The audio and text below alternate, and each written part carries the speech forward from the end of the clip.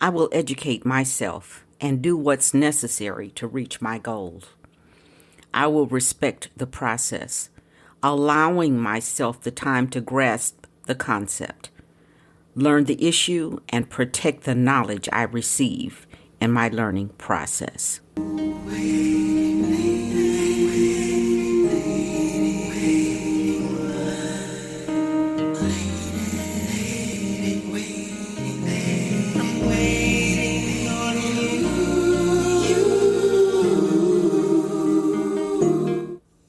Hi, this is Dr. Anita with another Diamond Moment. The diamonds of our lives are produced through time, heat, and pressure. It's up to us to gather the value from these experiences in order to grow in our lives. If these messages have enlightened or helped you in any way, please like, subscribe, share, and comment. I really want to hear from you. Today, our topic is, we are the same in our soul. I want to suggest to you using your Diamond Journey Journal, Becoming is a Process, and a Process Has Stages by me, Dr. Anita McLaughlin, to capture your spiritual, financial, social, emotional, and physical thoughts, or to make your plan for moving forward. It's a 1-year journal without dates. You simply start the day you receive it, setting small monthly, weekly, and daily tasks, which will move you forward until you reach the day you began the journey the following year. So get your journal, write down your thoughts, and let's get started. As I said, our discussion topic today is that we are the same in our souls. The amount of melanin or lack thereof plays no role in removing the needs that we have.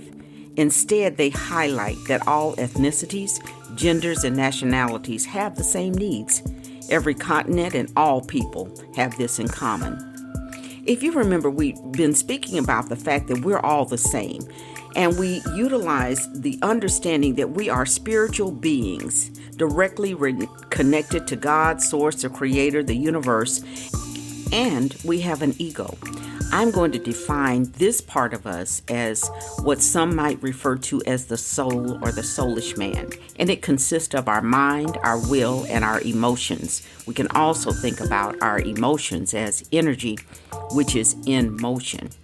So having discussed ourselves as spiritual beings, let's take a look at who we are in that area of our mind, our will, and our emotions. And looking at this in the arc of human existence. There's a gentleman named Abraham Maslow who created a psychological framework called the Maslow's hierarchy of needs. And we all fall within that hierarchy of needs that's universal to all people. Terms psychological, safety, belonging and love, social needs or esteem, self-actualization, and transcendence to describe the pattern that human beings, all of us, go through, and those things which generally motivate us to move forward. Our basic needs would be defined as our psychological needs and the need for safety. Psychological needs, again, would be belonging and love. Our social needs, or to have esteem or self-esteem.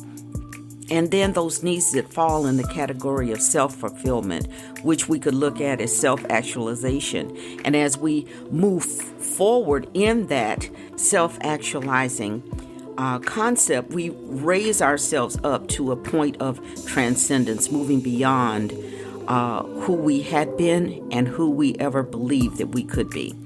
The interesting thing is that children, adolescents, young adults, people in middle age, and senior or older adults all share in this need for a hierarchy of our needs. Children, as we might imagine, have a higher need for physical protection because they can't take care of themselves. We all know that if a baby is left unattended or there's no one around, they are much more likely to encounter circumstances in which they lose their lives than those that are a little older. we come to understand that the esteem issues in life we see among adolescent groups or teens. And we know that because we see so many times that our adolescents with lesser life experience become so caught up in what other people say about them that many of them are challenged with committing suicide, that it is very necessary for them to feel that esteem to be a part of a group in those adolescent years.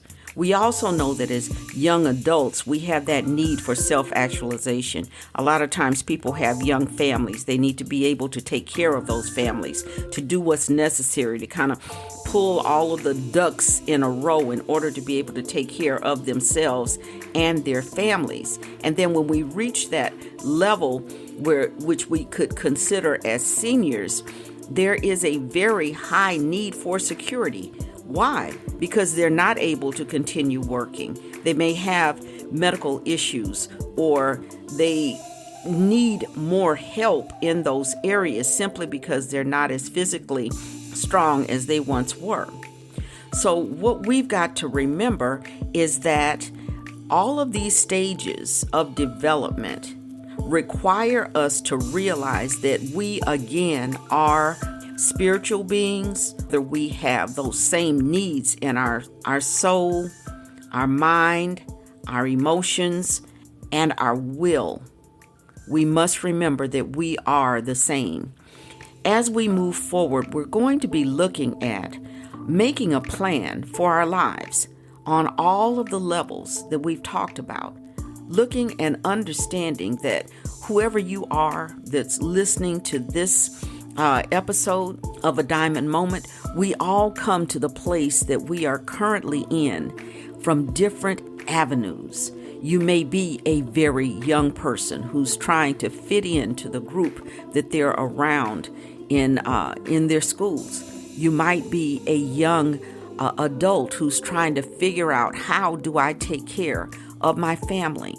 You may be a senior who is now seeking to retain the respect that they once had in their families as their bodies begin to age. So we all have that same need within ourselves. We are all the same in our soulish realm. Again, it's not about the color of your skin, your gender, where you grew up, who your parents were, what your economic status is. It doesn't matter about any of those things, because within that aspect of self, within that place, we are the same. We're spiritual beings living in a material world that consistently puts us on the same footing with others, no matter what they look like, no matter what their disability may be, no matter who they are. We all have the same needs, and those needs are reflected as we move forward through the developmental stages of our lives. We're going to be looking at how you are affected, whatever your age group or category you put yourself in, as we move forward. So stay with me. We've got a lot that we're going to be doing. Again, as you know, I look for the truth of Scripture. And Scripture says that there is the term in the King James is temptations, or that would be challenge. There's nothing that faces us as human beings that is not common to us all. But in my paraphrase, God, creator, source, the universe, has given us a way out so that we can make it through these various challenges that we encounter in life. Among those is having that spiritual undergirding, being able to rely on something greater than ourselves to bring us forward when we seem to have come to the end of our abilities to move things on our own. We go into those areas of being able to connect to God's source, the creator, being able to be still and quiet enough to hear our inner voice speaking to us and directing us. And that doesn't matter for the most part. Throughout life, we still have these opportunities to trust and rely on that which we cannot see, going back once again to the fact that we are spiritual beings.